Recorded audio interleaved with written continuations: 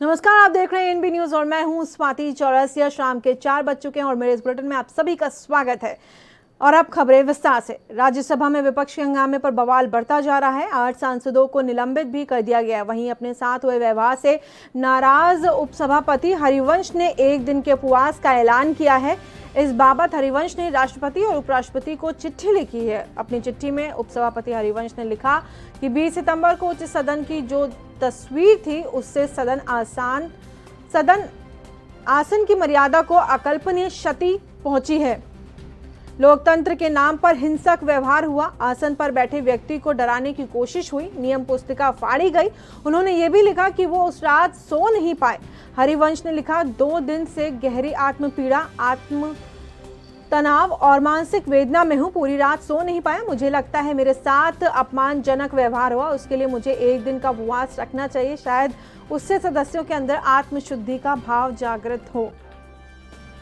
तो उपसभापति हरिवंश ने ये पत्र लिख करके अपनी पीड़ा सामने रखी है कि जिस तरीके से सदन में व्यवहार हुआ उससे वो काफ़ी आहत हैं और ऐसे में उन्होंने 1 दिन का उपवास रखने के बारे में बताया है कि वो 1 दिन का उपवास रखेंगे।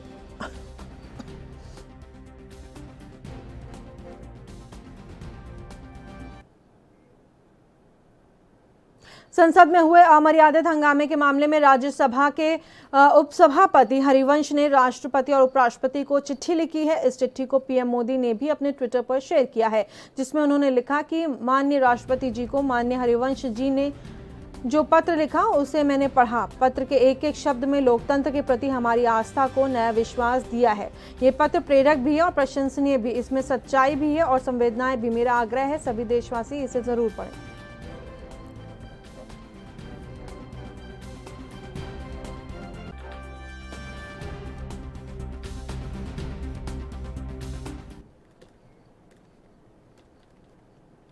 बीस सितंबर को सदन में हंगामे के बाद 8 सांसदों का निलंबन कर दिया गया है, जिस पर विवाद लगातार बढ़ता जा रहा है। 8 सांसद धरने पर बैठ गए हैं, लेकिन इस बीच विवाद आपको बता दें मंगलवार सुबह को उपसभापति हरिवंश सभी धरने पर बैठे सांसदों के लिए चाय लेकर पहुंचे। हालांकि किसी सांसद ने चाय स्वीकार नहीं की। वहीं हरिवंश के इस व्यवहार की हर तरफ तारीफ हो रही है। राज्यसभा के सभापति और उपराष्ट्रपति एम वेंकैया नायडू ने भी उपसभापति की तारीफ की है। ट्वीट कर उपराष्ट्रपति ने लिखा कि राज्यसभा में परसों की घटना ने संसदीय मर्यादाओं को हानि पहुंचाई है, लेकिन मुझे बताया गया है कि इतना सब होने के बावजूद आज उपसभापति हरिवंश जी संसद परिसर में धरने पर बैठे सांसदों के लिए सुबह की चाय स्वयं लेकर के गए। हरिवंश की ये पहल हमारे उत्कृष्ट लोकतांत्रिक संस्कारों को दिखाती है। उनकी पहल लोकतंत्र के लिए शुभ संकेत है।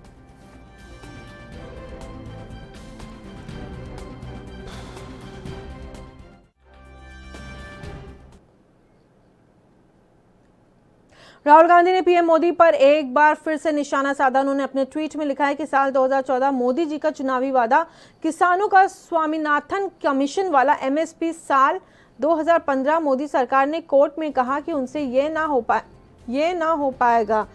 साल 2020 में काले किसान कानून, मोदी जी की नीयत साफ, कृषि विरोधी नया प्रयास, किसानों को करके जड़ से साफ, पूंजीपति मित्रों का खूब विकास।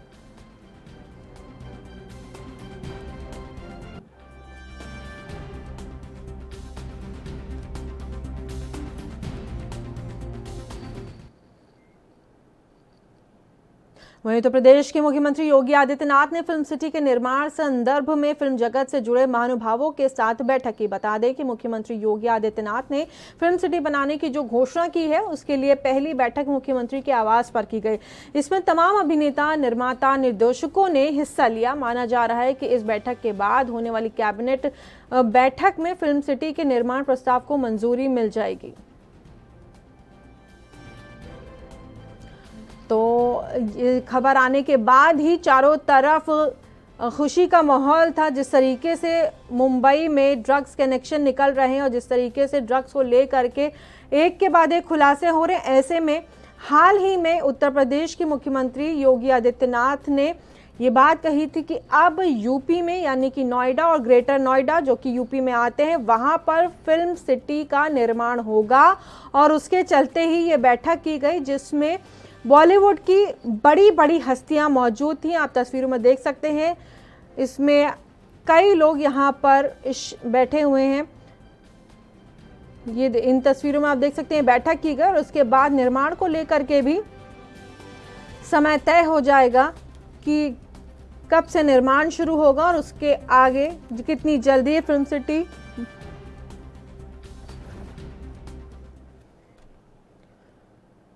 वहीं जम्मू कश्मीर के श्रीनगर में उपराज्यपाल मनोज सिन्हा ने प्रेस कॉन्फ्रेंस कर नई शिक्षा नीति पर काम करने के लिए दिशा निर्देश दे दिए हैं। सिन्हा ने कहा कि विद्यार्थियों के भविष्य को बेहतर बनाने के लिए नई शिक्षा नीति के अनुसार स्कूलों और कॉलेजों को तैयार किया जाए ताकि इसका लाभ विद्यार्थियों और अभिभावकों को मिल सके।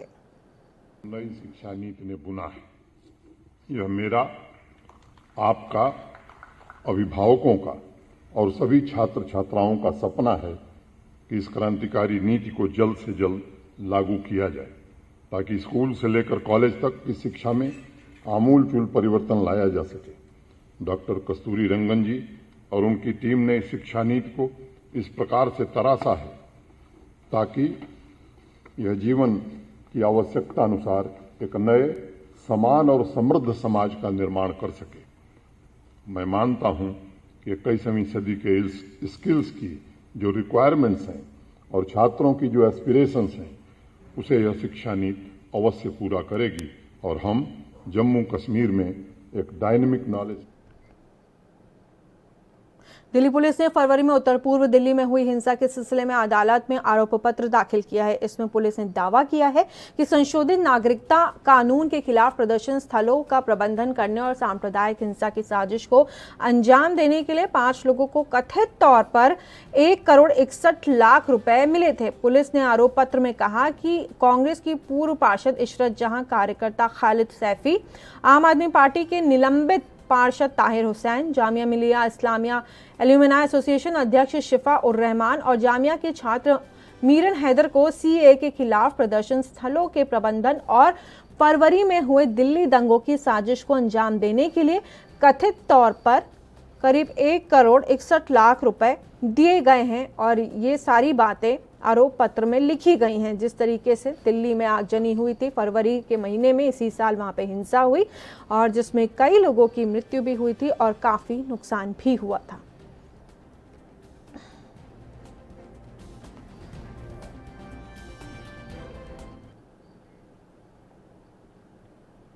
यूजीसी ने विश्वविद्यालयों और कॉलेजों में शैक्षणिक सत्र 2020-21 की शुरुआत करने के लिए निर्देश दिए हैं। यूजीसी ने विश्वविद्यालयों से कहा है कि 1 नवंबर से नए सत्र की कक्षाएं शुरू कर दी जाएं।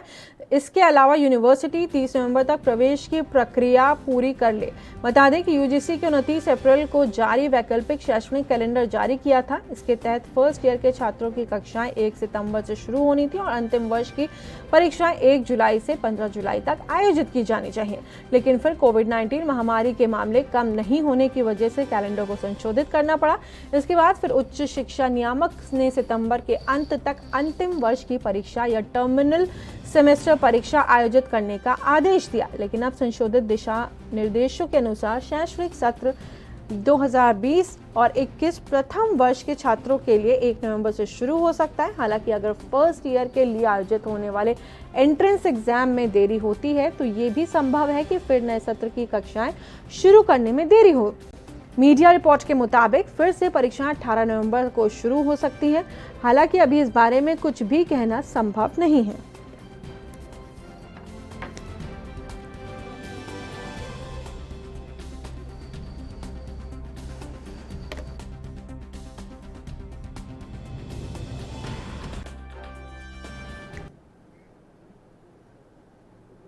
महाराष्ट्र नवनिर्माण सेना नेता राज ठाकरे को मास्क नहीं लगाने पर 1,000 रुपए का जुर्माना भरना पड़ा है। रायगढ़ जिले के मांडवा जेटी में बोट से परिवार और कुछ मित्रों के साथ सफर करने के दौरान उन्होंने मास्क नहीं लगाया हुआ था। मुंबई मांडवा रोरो बोट के अधिकारियों ने पाया कि ठाकरे ने कोविड-19 के नियमों का उल्लंघन किया है। सार्वजनिक स्थान पर नियमों का पालन नहीं करने पर उन्हें जुर्माना भरना पड़ा। तो मास्क नहीं लगाने पर राज ठाकरे को 1,000 रुपए का जुर्माना देना पड़ा।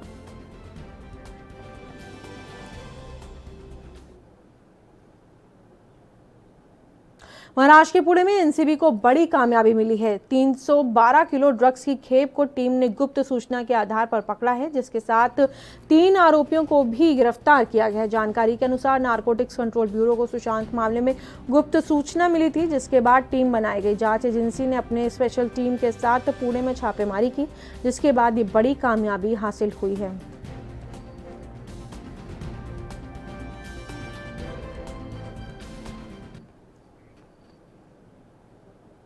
अठारह साल पहले हिमाचल प्रदेश के कांगड़ा जिले से आए एक कीर्ति चक्र पुरस्कार प्राप्त सैनिक का परिवार शिमला के राजभवन में राज्यपाल के पास वीरता पुरस्कार लौटाने के लिए पहुंचा। कीर्ति चक्र वीरता के लिए दिया जाने वाला दूसरा सबसे बड़ा सैन्य पुरस्कार है।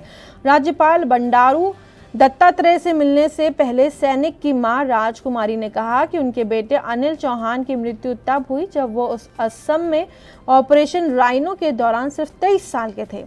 राज्य सरकार ने अनिल चौहान के नाम पर स्कूल का नामकरण करने और उनकी याद में गांव में एक गेट बनाने का दावा किया, लेकिन ये वादे 18 साल बीत जाने के बाद भी पूरे नहीं हुए हैं। वहीं मुख्यमंत्री जयराम ठाकुर परिवार से मिलने राजभवन पहुंचे और उन्हें आश्वासन दिया कि मांगे पूरी की जाएंगी।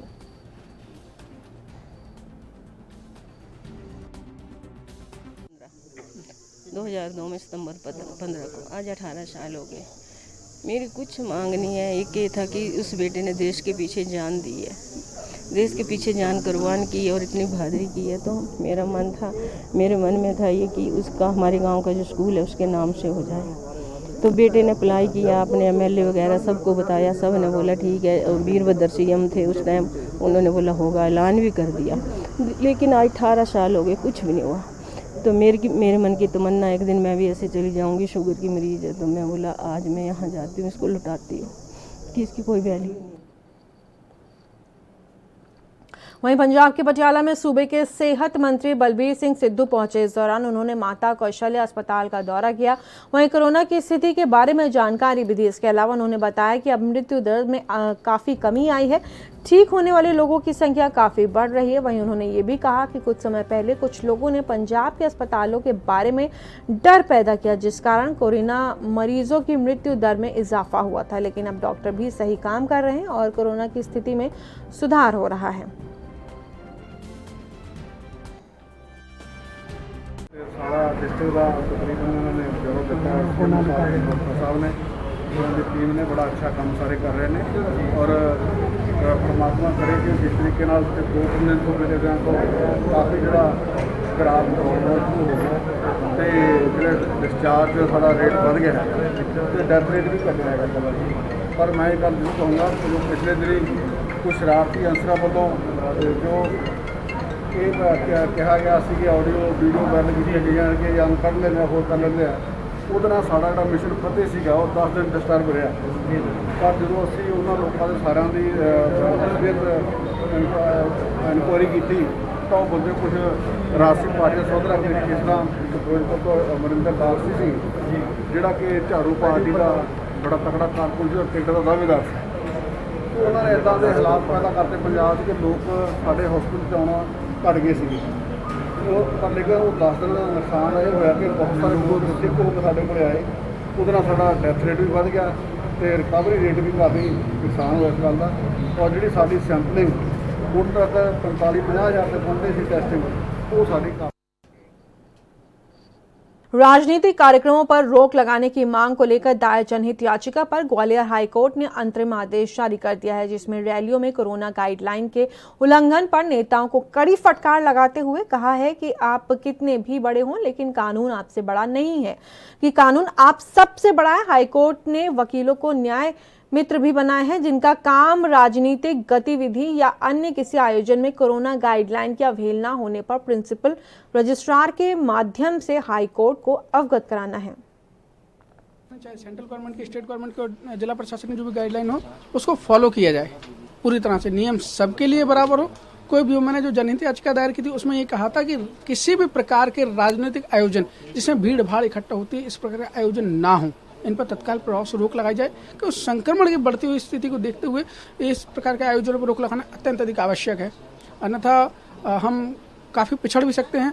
और इस पर संज्ञान न्यायालय ने लिया है और उन्होंने तत्काल इस पर अंतरिम राहत हमें प्रदान की है।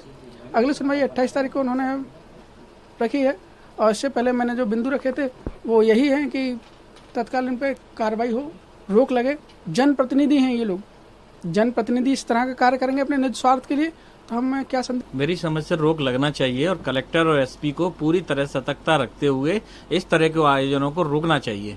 और यदि इस तरह के आयोजन नहीं रोके गए तो जिस तरह की स्थिति महाराष्ट्र में और अदर बड़े बड़े महानगरों में हुई है वह स्थिति मध्य प्रदेश में भी हो जाएगी। आप देख सकते हैं जब से चुनाव की घोषणा हुई है जिस प्रकार से रैलियां की जा रही हैं। ग्वालियर में जहां पर 2-5 कोरोना पॉजिटिव निकले थे, आज 10,000 से ज्यादा ग्वालियर में संख्या निकल चुकी है और पूरे मध्य प्रदेश में 1 लाख से ऊपर निकल चुकी है। इसके साथ ही कोई भी राजनीतिक दल अपने कार्यक्रमों को नहीं रोक रहा है। उसमें हजारों की संख्या में, लाखों की संख्या में लोग इकट्ठे होते हैं जिससे कि ये संख्या इतनी ज्यादा बढ़ जाएगी। एक तरफ तो हमारे प्रशासन द्वारा ना तो स्कूल खोले गए हैं, ना न्यायालय खोला गया है, यहां तक कि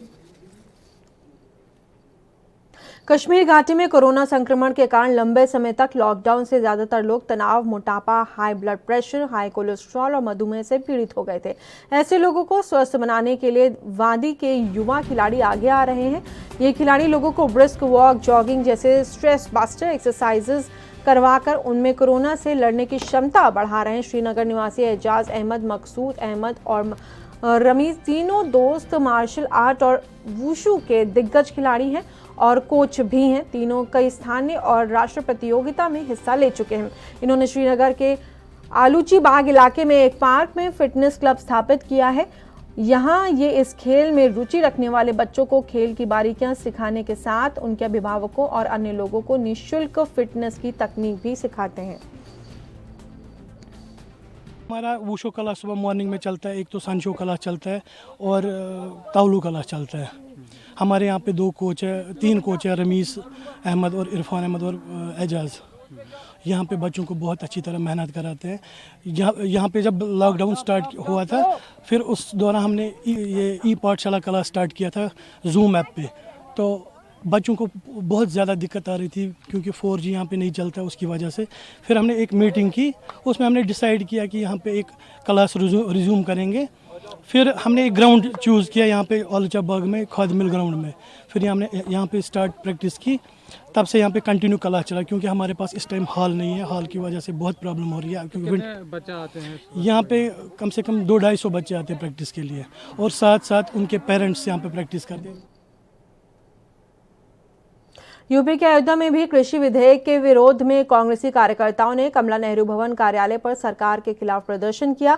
बता दें कि लगभग 50 से अधिक कांग्रेस कार्यकर्ताओं को पुलिस ने गिरफ्तार कर पुलिस लाइन में रखा है और कांग्रेस जिला अध्यक्ष अखिलेश यादव के नेतृत्व में 50 से अधिक कांग्रेस कार्यकर्ताओं ने सरकार विरोधी नारेबाजी की और कृषि विधेयक को कांग्रेसियों ने काला कानून बताया है। साथ ही कांग्रेसियों ने सरकार से विधेयक को वापस लेने की मांग की है। तो अलग अलग जगहों पर विरोध प्रदर्शन चल रहे हैं। पंजाब, हरियाणा के बाद अब आज यूपी के अयोध्या में यानी कि उत्तर प्रदेश के अयोध्या में भी विरोध प्रदर्शन किया गया। नेहरू भवन अपने पार्टी कार्यालय रिकाबगंज में शांति रूप से विरोध प्रदर्शन कर रहे थे। इस जुल्मी ताई सरकार ने पुलिस प्रशासन लगाकर हम लोगों को गिरफ्तार करके पुलिस लाइन में गिरफ्तार करने का काम किया है। इस तरीके से लोकतंत्र में दमन करने की जो नीति है भारतीय जनता पार्टी का, इसका हम लोग पुरजोर विरोध करेंगे। एक बार ने 1000 बार अगर मुझे जेल में डालने का कांग्रेस पार्टी को सिपाहियों को करने का काम करेंगे, उसका हम लगातार लड़ने का काम करेंगे। क्या क्या मांगे थी? हिमाचल के कुल्लू जिला बीजेपी प्रवक्ता आदित्य गौतम ने कृषि बिल राज्यसभा में पारित होने से देश और प्रदेश के सभी किसानों को बधाई दी है। उन्होंने कहा है कि ये एक ऐतिहासिक बिल है जिससे कि अब किसानों के हाथ में तरक्की की चाबी स्वयं आ जाएगी और बिचौलियों का सफाया हो जाएगा। दूसरी तरफ आदित्य ने विपक्षी सांसदों के द्वारा राज्यसभा में की हुई हरकतों की कड़ी आलोचना की है, जिसमें संसद के उपसभापति के साथ धक्का मुक्की, माइक तोड़े जाने की कोशिश और रूल बुक को फाड़ने की जैसी निम्न स्तरीय हरकत की है। सर्वप्रथम मैं देश और प्रदेश के सभी किसान भाइयों और बहनों को बधाई देना चाहता हूं, जिनके हित का बिल अब राज्यसभा में पारित हो गया है। इस बिल के पास होने से किसानों की उन्नति की गति अब तीव्र हो जाएगी और किसानों के तरक्की की चाबी स्वयं उनके खुद के हाथ में आ जाएगी और बिचौलियों का जो रोल है वो खत्म हो जाएगा। इसके अतिरिक्त मैं विपक्षी पार्टियों की कड़ी निंदा करता हूं,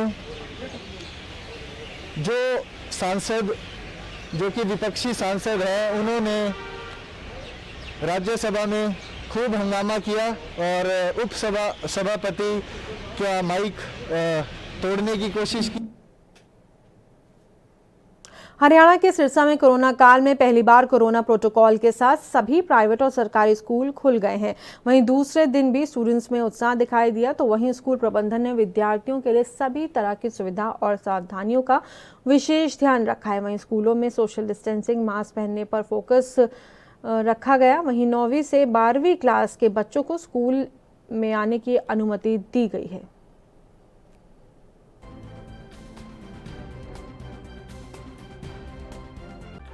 अच्छा लगा स्कूल खुल के, मतलब यहाँ पे काफ़ी रिस्पॉन्सिबिलिटी से टीचर ने बुलाया है और मास्क पहने, सैनिटाइज़र करवाया बाहर, मतलब काफ़ी प्रॉपरली अच्छी तरीके से उन्होंने बुलाया और काफ़ी स्टूडेंट्स मतलब दूर दूर स्पेस लेके बैठे हैं, तो स्टडी स्टार्टिंग से स्टार्ट हो रही, तो अच्छा लगा काफ़ी मुझे यहाँ पे।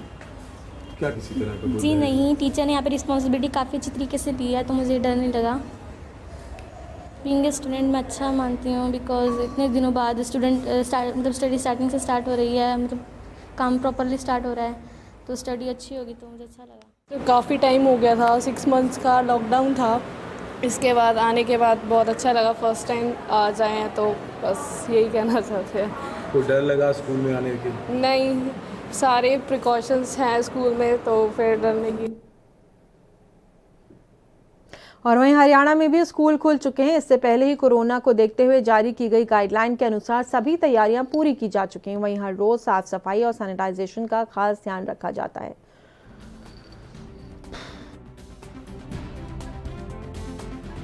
अकॉर्डिंगली हमने सारी तैयारी कर रखी है, सैनिटाइज किए हैं सारे कमरे, डेली सुबह शाम होते हैं। बच्चों की डिस्टेंस मेंटेन करने के लिए सर्कल बना रखे हैं, जिसमें बच्चे आके खड़े होते हैं और केवल वही बच्चे आएंगे जिनको कोई डाउट है किसी भी विषय में। टीचर अपने क्लास में बैठे हैं, वहाँ पे जाके अपने डाउट क्लियर करेंगे, उसके बाद वो दूसरे गेट से घर जाएंगे। 2 गेट की एंट्री कर रखी है, आना और जाना अलग अलग। दूसरा, केवल वही बच्चे एंटर करेंगे जिनका टेम्परेचर मेंटेन किया होगा।